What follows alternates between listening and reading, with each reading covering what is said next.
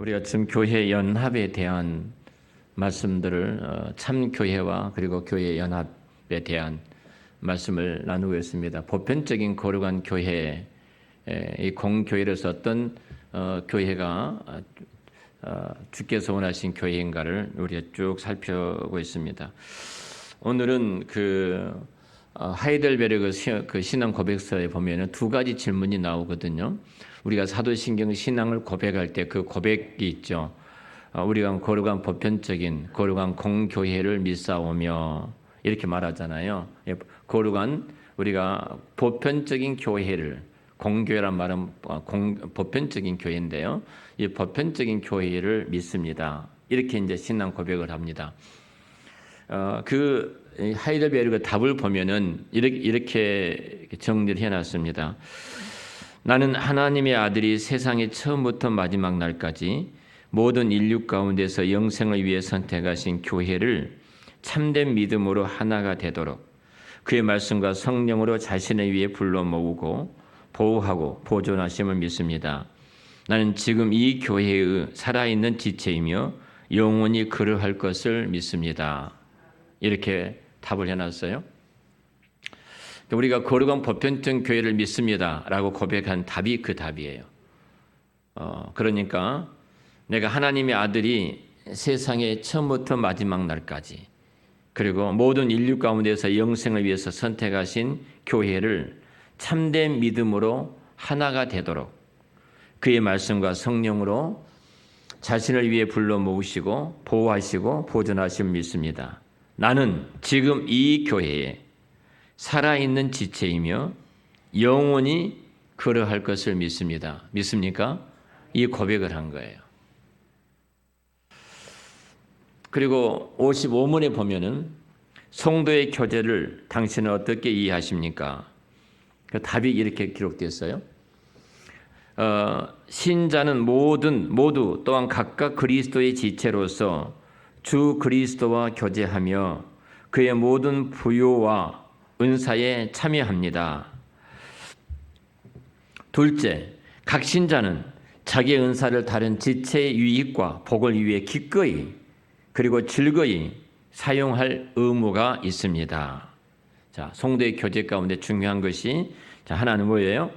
그리스도의 지체로서 그리스도와 교제하고 그리고 그리스도의 모든 부요와 그 은사에 나를 참여케 해주셨던 신분과를 막론하고 남녀노소를 막론하고 그 은사에 참여케 해주심을 우리가 고백한 것이고요.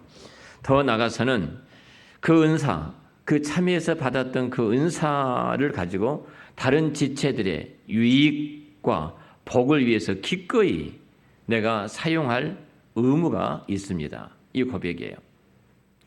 교회는 혼자 존재한 것이 아니라는 것을 분명히 이야기하고 있죠. 오늘 에베소서 4장 4절 우리가 함께 합독했습니다만 몸이 하나여 성령도 한 분이신 이와 같이 너희가 부르심의 한 소망 안에서 부르심을 받았느니라고 말씀을 하고 있습니다.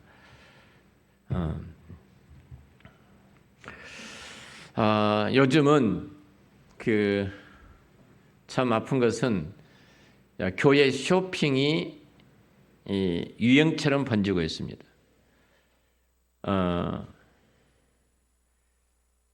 교회를 쇼핑하고 있습니다. 코로나 19 때 우리가 교회 예배에 참석하지 못하고 유튜브로 굉장히 많은 교회들이 송출하게 되어지고 내가 좋아하는 목사님 또 어떻게 소문난 목사님 또 어떻게 여러 교회들을 들어가서 우리는 이렇게 예배에 참여하고 설교를 듣고 하는 교회 쇼핑이 유행처럼 번지고 있죠. 이 교회도 가보고 저 교회도 가보고 또 저 교회도 가보고 저 교회도 가보고 이런 쇼핑이 일어나고 있습니다. 사실은 이것은 성도 자신이나 공동체 교회에 큰 위협을 가하고 손실을 끼치는 아주 위험한 현상이고 아주 악하고 무서운 죄입니다. 자, 그렇다면 우리는 왜 교회를 소중히 여겨야 되는가? 이 부분 질문입니다. 그리고 왜 우리는 교회에 헌신해야 되는가? 자, 이 질문에 대한 답을 해야 됩니다. 교회를 왜 소중히 여겨야 되고 내가 왜 교회에 헌신해야 되는가? 그게 첫 번째가 이 이야기입니다. 교회의 주인은 누구셔요? 하나님이시기 때문입니다. 저와 여러분 아버지 하나님이 우리를 선택해 주셨습니다. 그리고 아들 하나님께서 우리를 구속해 주셨습니다. 십자가에서 죽으시고 우리에서 구속해 주셨고요. 성령 하나님께서 하나님 우리를 붙여주신 하나님의 교회에 우리가 소속되어 한 몸을 이루도록 그렇게 성령 하나님께서 역사해 주셨습니다.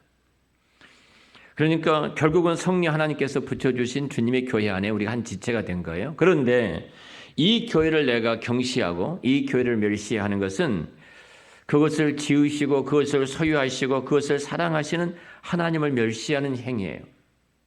그래서 우리는 교회에 대해서 함부로 생각하는 것이 내 머릿속에 들어오는 순간 우리는 사단이 지금 교회를 깨트리는 무서운 제약이 우리 안에 지금 사단이 공격하고 죄를 범하도록 공격하고 있다는 사실을 우리가 알아야 할 것입니다.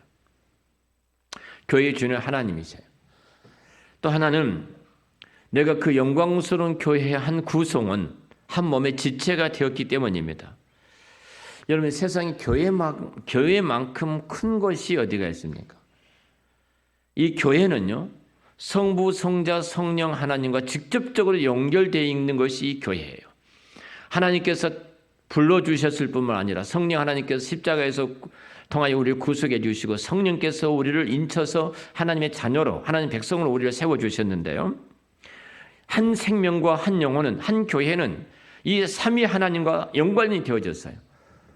영원전에 우리를 택해 주신 하나님과 우리를 구속해 주신 예수 그리스도와 우리를 믿게 하여 인쳐주신 성령님과 밀접한 연관이 되어 있는 삼위 하나님과 온 우주 만물을 창조하신 그 하나님, 온 우주와 영원토록 그 주인 되신 하나님과 이 교회가 연결되어 있다는 사실을 한번 생각해 보십시오. 이 교회만큼 큰 곳이 어디가 있겠습니까? 우리는 사람의 숫자를 보고 교회가 크냐 작냐 말합니다. 그 교회 헌금이 얼마나 들어온가 그 헌금 액수를 가지고 이 교회가 큰가 작은가를 이야기하기도 합니다. 그런데 삼위 하나님과 연결된 것처럼 여러분 크고 위대한 것이 어디가 있겠습니까? 또 하나 이 교회처럼 긴 것이 어디가 있습니까? 교회는요 에덴 동산에서부터서 예수님이 재림하실 때 이루실 그 새 땅, 새 예루살렘까지 연결되어졌어요. 이렇게 길어요 교회가. 하루아침에 있다가 사라진 것이 아니라 이 말입니다. 잠깐 있다가 사라져버린 교회의 그 모습 보면서 이 교회가 뭐야? 이렇게 생각하실지 모릅니다만 에덴 동산에서부터서 새 예루살렘까지 이렇게 연결되어 있는 것이 주님의 교회예요. 우리가 다시 말하면 영적인 출생에서 영원한 천국에까지 이어진 것처럼 이 교회가 이렇게 연결되어 있어요. 이렇게 길다 이 말이에요. 뿐만 아니라 자 교회처럼 영광스러운 것이 어디가 있습니까? 여러분 교회가 초라하게 보일지 모릅니다. 지하에도 있고 건물도 초라하고 누추하고 내가 사는 우리 집 아파트보다도 훨씬 더 연약하고 볼품이 없이 여겨질지 모릅니다. 그래서 여러분들이 교회를 아주 우습게 생각합니다. 우리 집이 내가 아파트가 50평이고 60평인데 교회는 20평, 30평이 안 되는데 그 교회가 아주 지저분하고 뭐 옛날 이런 것들이 놓여 있는데 그것도 지하실이라면 여러분 어떻게 생각하시겠습니까?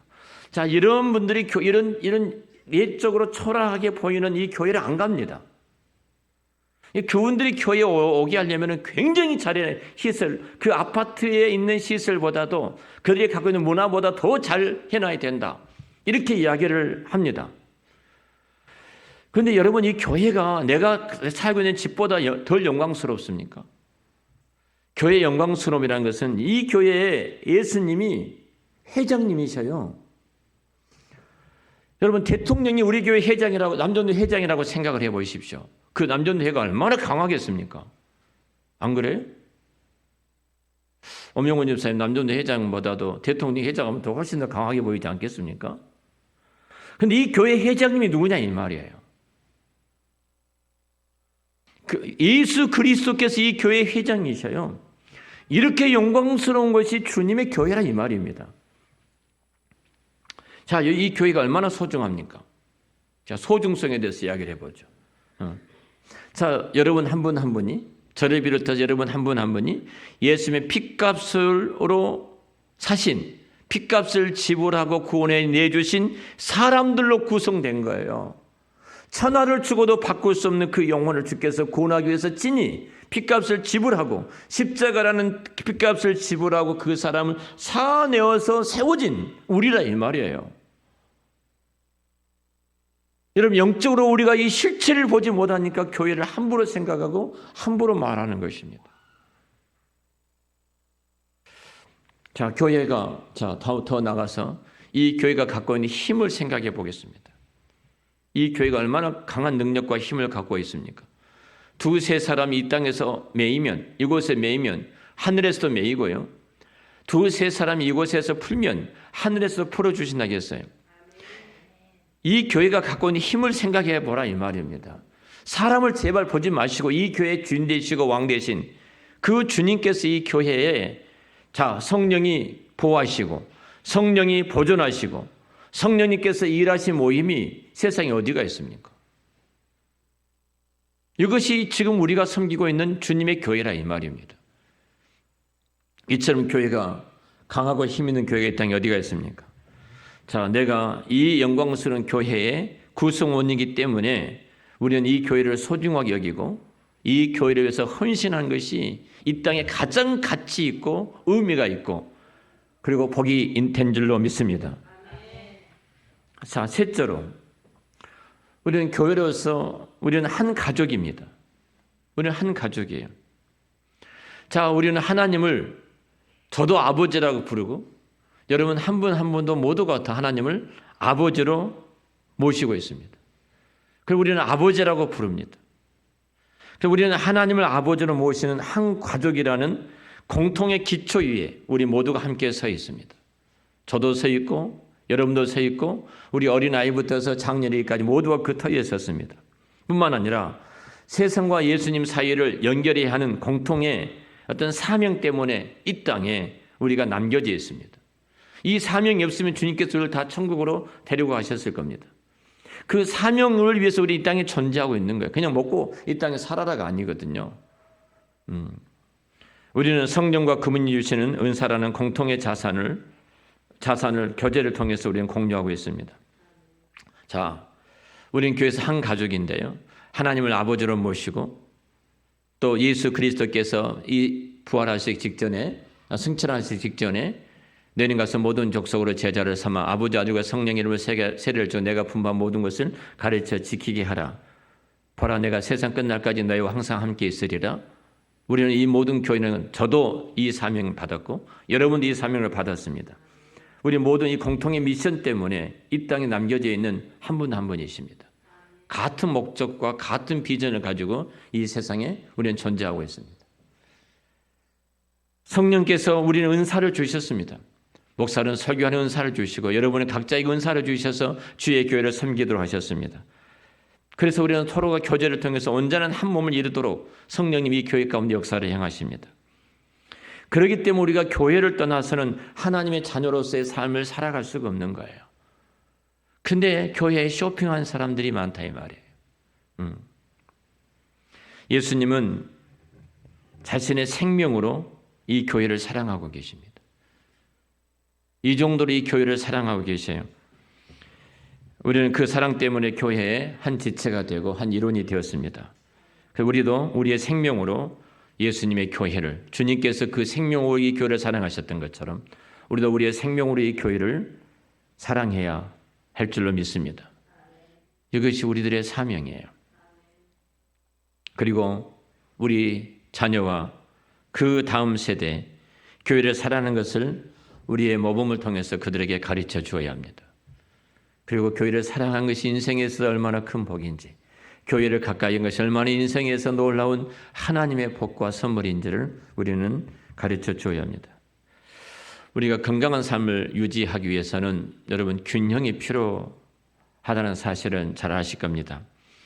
우리가 지출이 수입보다 더 많게 되어진다면 가정 경제가 파산하게 되겠죠. 빚더미에 앉게 되어집니다. 이 균형을 잡지 못하고 살아가는 사람이 있어요. 제가 통대를 공부할 때 경제학을 강의를 들었습니다. 통신대학에서. 경제학 교수가 그 말을 하더라고요. 저 어떤 노무자가 일터에 가서 일을 했어요. 일을 했는데 매달 10만 원씩 받고 있었는데 그날은 정말 운이 좋아서 20만 원을 받은 거예요.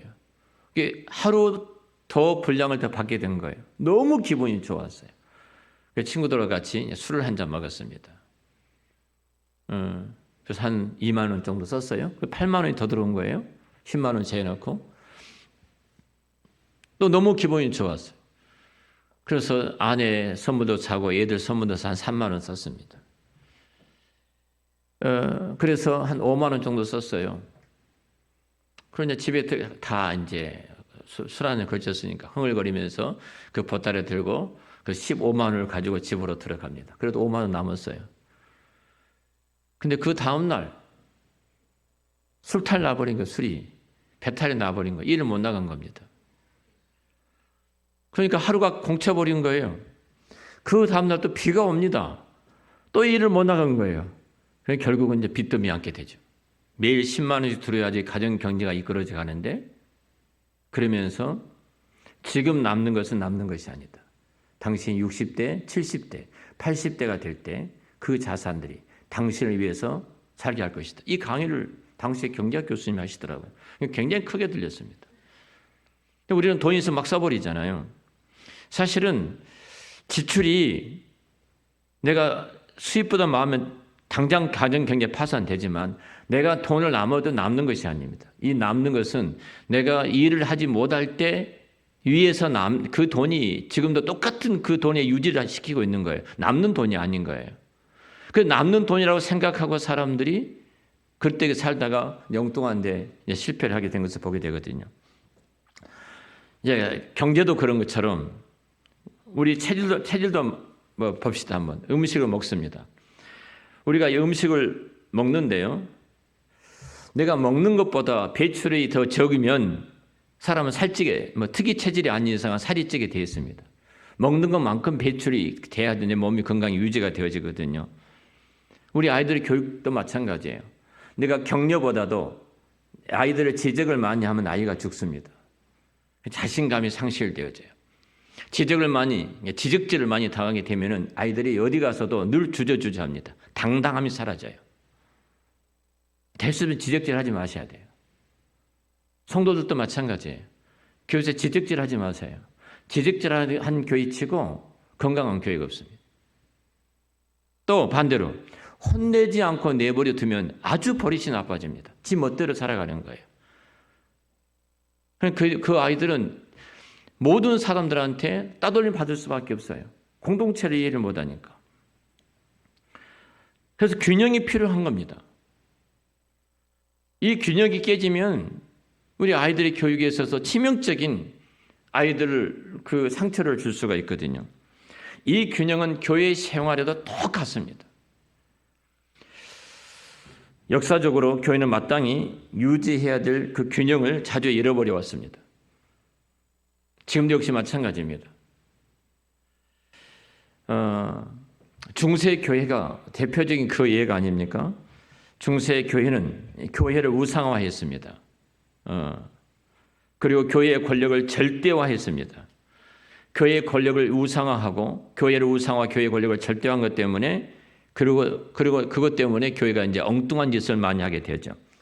대표적으로 1191년에 교황 첼리스티노라는 그 3세가 있었는데요.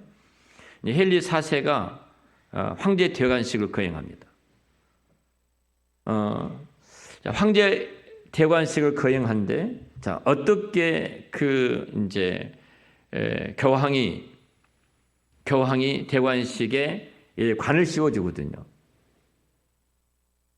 그런데 내가 이제 교황이 이렇게 한 거예요. 내가 하나님의 대행자인데 내가 이 거룩한 손으로 어떻게 황제의 관을 내가 씌워줄 수 있겠는가?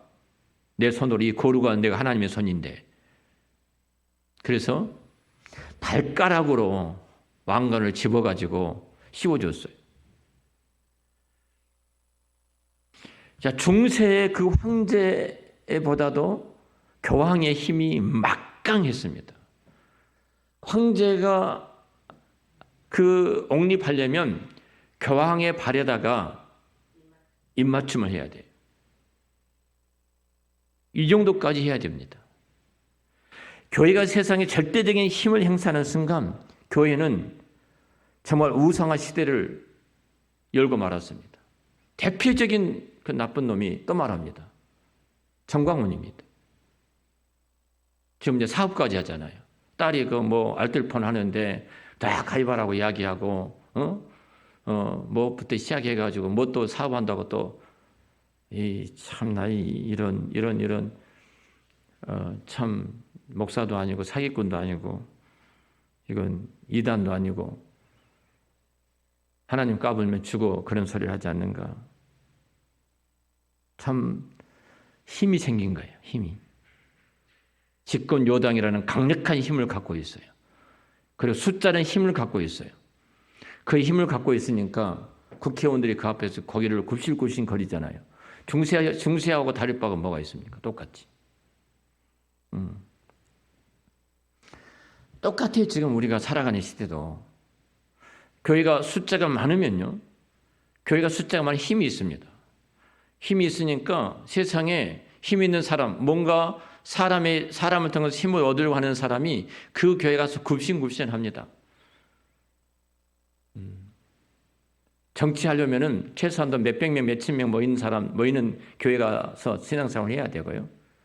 정말로 정치한 사람들이 20, 30명 모이는 지하 교회에서 신앙생활은 진짜 신앙인입니다.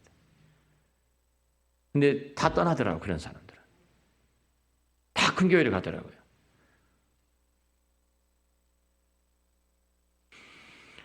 자, 그런데 현대 우리 교회는 우리 시대 교회는 어떠한가 생각해 봐야 됩니다. 우리 교회에 또 큰 아픔이 하나 있다면 우리 교회는 교회를 쇼핑한 시대에 우리가 살아가고 있습니다. 지금은 쇼핑이 우리의 삶의 한 부분을 자리 잡고 있죠. 치약 하나를 사려고 해도요. 마트에 가보면 무슨 치약 종류가 그렇게 많은지 고를 수가 없어요. 얼마나 많든지. 칫솔 하나 사려고 해도 무슨 칫솔이 이렇게 많은지 정말로 수십 가지 칫솔이 있더라고요. 이것저것 뭐 비교하다가 그런 시간이 다 보낼 정도로 정말로 많은 치약과 정말로 많은 칫솔들이 있는 것을 보게 됩니다. 라면도 얼마나 종류가 많은지 어떤 것을 사야 될지 그 많은 라면 가운데 또 선택을 해야 됩니다. 사실 물건만 쇼핑한 것이 아닙니다. 물건을 쇼핑하듯이 병원도 쇼핑을 합니다. 이 병원이 잘 낫지 아니하면 다른 병원으로 가고 이 의사가 선생님이 믿었지 아니하면 또 다른 병원 가서 그 선생님의 진찰을 받기도 합니다. 요즘은 변호사, 돈 있는 사람은 변호사 쇼핑도 한다고 그러잖아요. 보통 변호사를 선임한다 이렇게 말했는데 요즘은 그렇게 말하지 않습니다. 변호사를 산다 이렇게 말합니다. 내가 송사가 걸려 있으니까 탁월한 변호사를 사야 되고 내가 이 변호사 샀는데 마음에 안 들어 질 것 같아. 그럼 갈아치우고 다른 변호사를 또 돈 더 주고 좋은 변호사 때가 사잖아요. 자, 이렇게 우리가 쇼핑 시대에 살다 보니까 교회도 쇼핑의 대상이 됩니다. 그래서 수많은 사람들이 우리 교회에서 정착하기 위해서 굉장히 많은 프로그램들을 만들어 놓고 아이들, 어른, 할머니, 할아버지들 쭉 프로그램을 만들어 놓고 그 진열시켜 놓고 입에 맞는 것을 골라서 드십시오. 이렇게 쇼핑을 이제는 하도록 그렇게 만들지 않습니까? 또 마음에 안 들면 언제든지 그 교회를 옮겨갑니다. 자, 교회가 많기 때문에 선택할 그 여지도 많지 않습니까? 내 생각과 다르면 잘못된 교회이고 부담을 주거나 불편한 교회는 좋은 교회가 아니다 그렇게 생각을 합니다. 그래서 많은 성도들이 이 교회 저 교회로 이렇게 옮겨 다닌 것을 보게 되어지죠. 처음 1, 2년 동안은 정말로 좀 새 교회이니까 신선함이 있어서 이제 그곳에서 즐깁니다. 몇 년 지나면 그 교회도 빛바랜 사진처럼 식상하기 시작합니다. 그 교회 안에 좀 책망을 받거나 충돌에 있게 되어지면 또 다른 교회를 찾아가게 되어집니다. 이렇게 교회마저도 오늘 우리 시대의 쇼핑 시대가 되어버리고 말았습니다. 그래서 이 땅에 정말로 불행하게도 소위 가나안 신자, 등록하지 않고 혼자 신앙생활 한다는 가난한 신자가 정말로 많이 생겼습니다. 제가 혼자 신앙생활한 것이 얼마나 나쁜 것인가를 내가 말씀을 드렸기 때문에 그것이 얼마나 무서운 죄인가를 말씀을 드렸기 때문에 우리 성도들은 그런 자리 있지 않을 줄 알고 있는데요. 사실 이 땅에 내가 찾는 완전한 교회라는 존재하지 않아요. 그래서 스펄전 목사님은 그렇게 말씀하셨어요. 한 여집사님이 목사님을 찾아오셨습니다. 제가 교회를 옮기고 싶은데 목사님 이런 교회를 소개해 주시면 좋겠습니다. 설교는 스펄전 목사님처럼 설교하신 분이어야 되고요. 그리고 이런 쭉 이야기를 합니다. 근데 스펄전 목사님이 가만히 듣고 계시다가 마지막에 이 말씀을 드렸어요. 자매님, 그런 교회가 나오면 저를 소개시켜 주십시오. 제가 그 교회 다니겠습니다. 네, 그런 교회 나오면 자매님은 그 교회 다니지 마십시오. 왜냐하면 자매님은 죄인이기 때문에 그 교회 가면은 또 그 교회가 다 문드러지고 말 것입니다. 세상에는 완전한 교회가 없습니다. 주님 오실 때까지 우리가 죄인인 이상, 우리가 연약한 이상 이 땅에서는 완전한 교회를 찾아보기가 어렵습니다. 죄인들이 모인 교회가 어떻게 완전할 수 있겠습니까? 완전한 교회는 찾아볼 수 없어요. 내 기준과 내 이상과 내 생각과 다를 때 교회를 옮기면 된다는 생각은 우리 영적인 건강을 굉장히 위험하게 하는 대단한 위험한 생각이라는 사실을 여러분들은 아셔야 됩니다. 우리 그렇게 교회를 이렇게 전전하다 보면은 예수님의 거룩한 교회는 이제 종교기관으로 전락하고 말고요. 그 영광스러운 주님의 교회는 종교인의 활동으로, 종교인의 모임으로 전락하고 말고요. 또 그 사람들은 가난한 성도나 교회를 무교회주의, 이 땅의 교회는 그냥 모이면 필요가 없다. 이렇게 무교회주의자로 중국의 워치만니처럼 그런 사람이 등장할 수도 있습니다. 그리고 그 사람들은 이제 주일날 텔레비전 앞에서 인터넷에서 설교를 듣는 것으로 영적 양식을 삼으려고 합니다. 여러분, 이렇게 교회가 정말로 가벼운가요? 이렇게 교회가 값싼가요? 이렇게 교회가 값싸고 가벼워진 중요한 현상은요, 정말로 그 어마어마한 교회의 영광을 가리운 큰 죄를 범하는 일입니다. 왜냐하면 교회는 하늘과 성도를 연결하는 축복의 통로인데 그 통로를 우리가 막아버리는 행위입니다. 내가 공급받아야 될 축복의 수도관을 막아버리고 축복의 수도관을 잘라버린다면 그 첫 번째 피해자는 내 자신이에요. 그게 얼마만큼 불행한 일입니까? 그래서 그의 삶은 심각하게 훼손될 수밖에 없고 그의 인생은 무너질 수밖에 없습니다. 신앙이 망가지면 결국 가정이 병들고 가정이 병들면 우리가 잘 아는 것처럼 사회가 병들고 국가가 망할 수밖에 없는 것입니다. 그래서 우리는 사도신경 신앙을 이렇게 고백합니다. 나는 거룩한 공교회를 믿습니다. 나는 거룩한 보편적인 교회, 캐톨릭 처치를 믿습니다. 이렇게 고백을 한 겁니다. 그리고 우리는 성도의 교제를 교통하는 것을 믿습니다. 고백합니다. 자, 우리가 다음 시간은 왜 우리가 교회를 믿는다고 이렇게 고백을 하는가? 이상하잖아요. 교회 출석하고 교회 예배를 드리고 봉사하고 헌금하면 되지 왜 교회를 믿는다고 말을 해야 되는가? 이 질문에 대한 답은 다음 주에 또 말씀을 계속 전하도록 하겠습니다. 말씀을 정리합니다. 우리가 이 영광스러운 주님의 교회를 함부로 생각하는 사단은 함부로 생각하게 만듭니다. 쉽게 판단하게 만듭니다. 그래서 내 영혼을 갈길갈길 찢어놓은 것이 사단의 전략이거든요. 그때마다 단호하게 주님께서 이 교회의 영광이 얼마나 큰가를 정말로 피로 값주고 사신 교회이고 영혼들이 하나님께서 택한 백성으로 부름받은 성도들의 모임이고 우리는 똑같이 하나님을 아버지라고 부르는 성도들의 모임이고 성령께서 특별히 인쳐서 한 몸이 되어 거룩한 하나님 나라를 세워나가는 영광스러운 주님의 교회, 그 높고 길고 높고 깊은 그 진리들을 함부로 훼손해서 하나님의 영광을 가리게 하는 사단의 전략 앞에 단호하게 맞서서 저와 여러분들이 영광스러운 주님의 교회됨을 그 교회됨을 회복해가는 은혜가 있으시기를 우리 주의 이름으로 축원합니다. 기도하겠습니다. 하나님 감사합니다. 오늘도 주님께서 피로 값주고 사신 이 교회의 영광을 함께 나누었습니다. 성령 하나님 우리 가운데 은혜를 베풀어 주셔서 교회됨이 온전히 회복되어져 이 어두운 시대 참으로 우리로 통해서 교회 속에 일하시고 역사하시고 그 영광을 드러내신 하나님의 풍성한 은혜를 누릴 수 있도록 축복하여 주시옵소서. 우리 생각 속에 한이라도 교회를 하찮게 가볍게 값싸게 여기는 생각이 들어오거든 단호하게 예수 그리스도의 이름으로 그 어둠의 세력을 쫓아내고 그 영광이 우리 안에 다시 한번 회복이 되어져 또 회복이 되어져 우리 한사랑교회의 어두운 시대에 참교회의 모습을 드러낼 수 있도록 축복하여 주시옵소서.